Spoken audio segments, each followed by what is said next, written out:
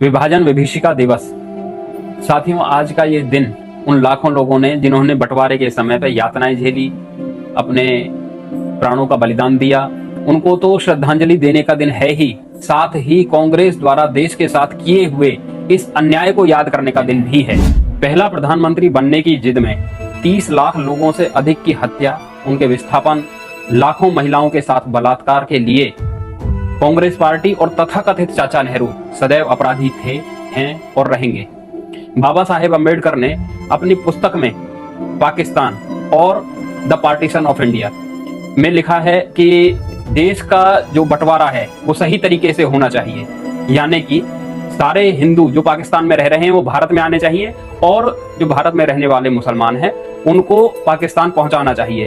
और तो और मुस्लिम लीग, जिन्ना और पाकिस्तान के उस समय के सारे नेतागण भी इस बात पर राजी थे कि भारत के मुसलमानों को पाकिस्तान भेजना चाहिए। आप एक बार सोच करके देखिए, अगर बंटवारे की शर्तों का ठीक से पालन होता, यानी कि वहां की हिंदू आबादी यहाँ पर लाई जाती और यहाँ के मुस्लिम आबादी को पाकिस्तान भेजा जाता, तो कितनी ही समस्याएं ऐसी थी जो देश के अंदर जिनका हम आज नाम भी नहीं सुनते, जैसे वक्फ बोर्ड, जैसे लव जिहाद, जैसे कि गो हत्या।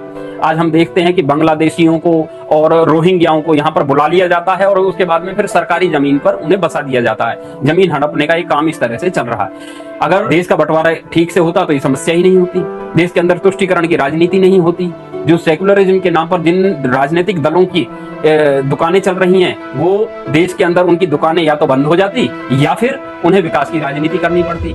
हम देखते हैं सड़कों पर बीचों बीच, कई बार फ्लाईओवर के ऊपर, रेलवे स्टेशन के ऊपर, बस स्टैंड के ऊपर जगह जगह इनके पीर बाबा मर जाते हैं, तो फिर वहां पर मजार बना दी जाती है, चादरें चढ़ाई जाती है। देश के अंदर ये समस्या ही नहीं होती। देश के अंदर ऐसी अनेक समस्याएं, जैसे कि 15 से 20 बच्चे पैदा करने की समस्या, इस तरह की समस्या नहीं होती। सरतन से जुदा के नारे हमने सुने नहीं होते। एक और देश ने अब जो कुछ लोग डिमांड करते हैं वो हम देश के अंदर वो समस्या सुनते ही नहीं। शरिया कानून की मांग ही नहीं होती। इस तरह की अनेक समस्याएं देश के अंदर जन्म ही नहीं लेती। अगर देश के अंदर मुस्लिम आबादी नहीं होती तो भगवान श्री राम का मंदिर बनाने के लिए हमें आजादी के बाद 75 साल इंतजार नहीं करना पड़ता।